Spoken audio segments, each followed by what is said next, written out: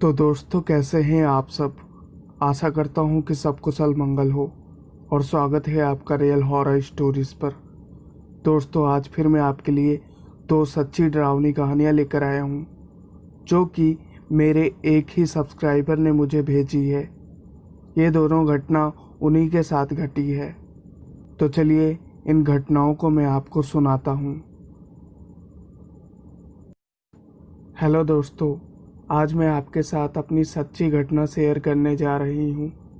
मेरा नाम सोनिया है। मेरी शादी हो चुकी है। ये घटना 2020 की है।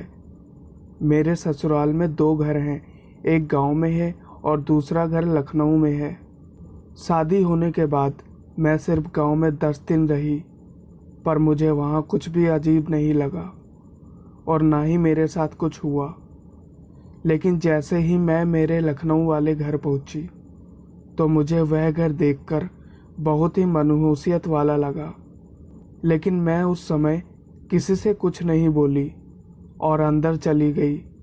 जब मैं अंदर पहुंची तो मुझे ऐसा लगा कि जैसे कोई मेरे बगल में खड़ा है और एक कोई दूसरी चीज़ जो मुझे दूर से घूर रही है। लेकिन मुझे कोई फर्क नहीं पड़ा, क्योंकि मैं माँ दुर्गा जी और सभी देवताओं का नाम जपती रहती हूँ। एक बार मेरे सास के मायके में आग लग गई थी, तो मेरे सास ससुर सुबह 4 बजे ही वहाँ के लिए निकल गए। उसी दिन मेरी ननद और देवर हॉल में पढ़ाई कर रहे थे और मैं दूसरे रूम में टीवी देख रही थी। उसके बाद टीवी देखते देखते मेरी पलकें झपकने लगी, तो मैंने सोचा कि थोड़ा सा सो लेती हूँ। लेकिन जैसे ही मैं लेटी, वैसे ही मैंने देखा कि एक औरत की तरह दिखने वाली एक परछाई मेरे पास आ रही है और उसके साथ कोई और भी था। ऐसा लग रहा था कि मानो कोई कुत्ता हो, लेकिन वो साफ साफ दिखाई नहीं दे रहा था। अब वो दोनों परछाई मेरे सामने थी और वो औरत एकदम शांत खड़ी बस मुझे घूर रही थी। फिर अचानक मुझे ऐसा लगा कि जैसे किसी ने मेरे हाथ पैर जकड़ लिए हों। अब उस महिला को बस देखने के अलावा अपने शरीर का मैं कोई भी हिस्सा नहीं चला पा रही थी, और बस डर के कारण मेरे मन में भगवान का नाम आ रहा था। लेकिन देखते ही देखते उसका हाथ लंबा होकर मेरी तरफ बढ़ने लगा। लेकिन एक अजीब बात यह थी कि वो चाह कर भी अपना हाथ मेरी गर्दन तक नहीं पहुंचा पा रही थी। फिर न जाने कैसे मुझे अचानक ताकत महसूस हुई, तो मैं वहां से उठकर तुरंत दूसरे कमरे में आ गई, जहां मेरे देवर और ननद पढ़ाई कर रहे थे। और फिर उसी वक्त मैंने उन दोनों को यह बात बताई कि मेरे साथ कुछ ऐसा हुआ है। लेकिन वो दोनों मेरी बात पर यकीन करने के बजाय हंस रहे थे। फिर से अगली सुबह मुझे ऐसा लग रहा था कि कोई मुझे दूर से देख रहा है या मेरे बगल से कोई तेजी से गुजरा है। आज मेरी शादी को 1 साल हो चुके हैं, लेकिन अभी भी उस घर में कुछ है। उस घर में काफी लोगों के रहने के बाद भी न जाने क्यों ऐसा लगता है कि वहाँ बहुत मायूसी है। वहाँ ज़्यादा चहल पहल नहीं है। हमेशा उस घर में मनहूसियत भरी रहती है। उस घर में मुझे बिल्कुल अच्छा नहीं लगता है। अब मैं अपने पति के साथ उत्तराखंड में रहती हूँ, लेकिन उस घर में जब भी मैं गई तब मेरा बच्चा खराब हो गया। लेकिन जब से मैं उत्तराखंड में हूँ, तब से मेरे साथ कुछ भी ऐसा नहीं हुआ। अब मेरी एक प्यारी सी छोटी बच्ची है। शायद मैं नवंबर में फिर दोबारा लखनऊ जाऊं।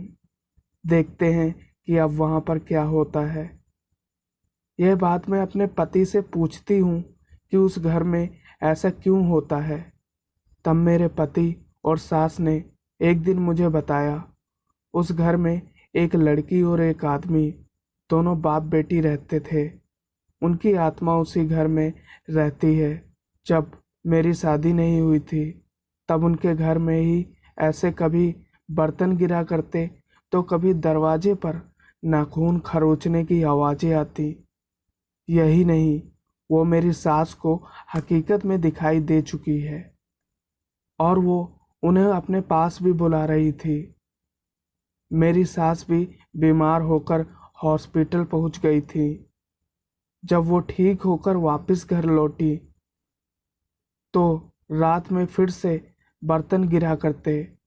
ऐसा लगता था कि कोई जानबूझकर बर्तनों को पटक रहा है।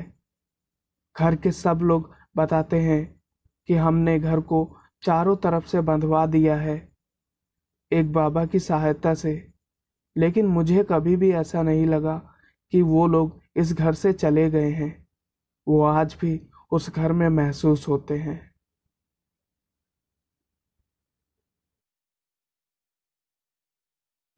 दोस्तों, अब मैं आपको अपनी ज़िंदगी में घटी हुई एक और सच्ची घटना बताने जा रही हूँ।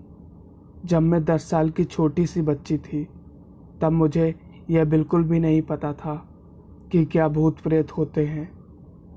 मेरे पापा डॉक्टर हैं जो शाम को 8 बजे अपना क्लिनिक बंद करके तब घर आ जाते थे और मेरी मम्मी के साथ मैं घर पर बैठी उनका इंतज़ार करती थी। कभी कभी जब पापा घर लेट पहुंचते थे तो मैं और मेरी मम्मी जगते रहते थे और पापा का इंतज़ार किया करते थे। मेरे घर का जो मेन दरवाज़ा है वो अक्सर खुला हुआ रहता था, तो घर के बाहर गली से कौन आता जाता है सबको दिखाई देता था। सामने ही एक घर था जिसमें एक रात एक आदमी घुसा। हमने सोचा कि हमारे पापा हैं। उस समय मेरी मम्मी खाना बना रही थी। मम्मी ने कहा, देखो पापा आ गए। मैं जाकर देखी, लेकिन पापा नहीं थे वो, और वो दरवाज़ा बंद ही था। मैंने मम्मी से कहा, मम्मी दरवाज़ा तो बंद है, फिर घर में कौन घुसा?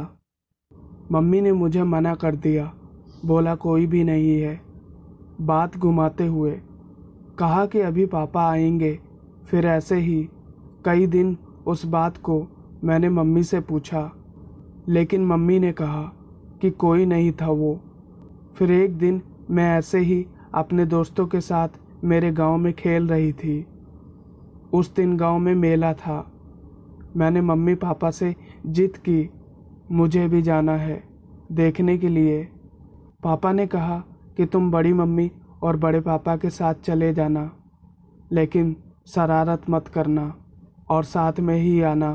शाम को 11 और 12 बजे के करीब की बात है और वह सब एक खाट पर बैठे बातें कर रहे थे और मैं मेला देखने की खुशी में एकांत में बैठी अपने घर की तरफ देख रही थी, पर वहाँ कुछ नहीं था। रात के 11 या 12 बजे की बात है और वो सब एक खाट पर बैठे बातें कर रहे थे। मैं अपने घर की तरफ देखती जहाँ पर सब लोग बैठे बातें कर रहे थे। वहाँ ऐसे ही मैं 2-3 बार देखी कि अचानक मुझे मेरे घर पर एक सफ़ेद कपड़ों में औरत खड़ी दिखाई दी। मुझे उसका चेहरा नहीं याद है, लेकिन इतना याद है कि वह औरत एक सफ़ेद साड़ी पहन रखी थी। उसके लंबे लंबे से बाल थे। वो मुझे बस देखे जा रही थी। मुझे तब ज़्यादा समझ नहीं आया था और मैं भी उसे देखे जा रही थी। कभी उसे देखती तो कभी जहाँ पर सब लोग बातें कर रहे थे उस तरफ देखती। फिर उसे देखते हुए ऐसे ही 40-45 बार हो चुका था। मुझे अजीब सा लगने लगा, जैसे कोई मेरे शरीर का खून पीने लगा हो। मुझे बिल्कुल अच्छा नहीं लग रहा था। मैं अचानक वहाँ से उठी और वहाँ पर जाकर बैठ गई जहाँ पर सब लोग बातें कर रहे थे। थोड़ी देर बाद मैं फिर वहाँ गई, लेकिन वो औरत अब नहीं दिखाई दी। मैंने सुबह मम्मी को बताया कि मम्मी, मैंने उस जगह पर एक औरत जैसी चीज़ को देखा है। तब मम्मी ने कहा कि आज के बाद ऐसे अकेले मत बैठा करो रात में इस टाइम, क्योंकि मैं उस दिन मेला देखने भी नहीं गई थी तो मुझे नींद आ गई थी। और मुझे पता चल चुका था कि भूत प्रेत वाकई में होते हैं। ऐसे मेरे साथ अब तक 3 बार हो चुका है।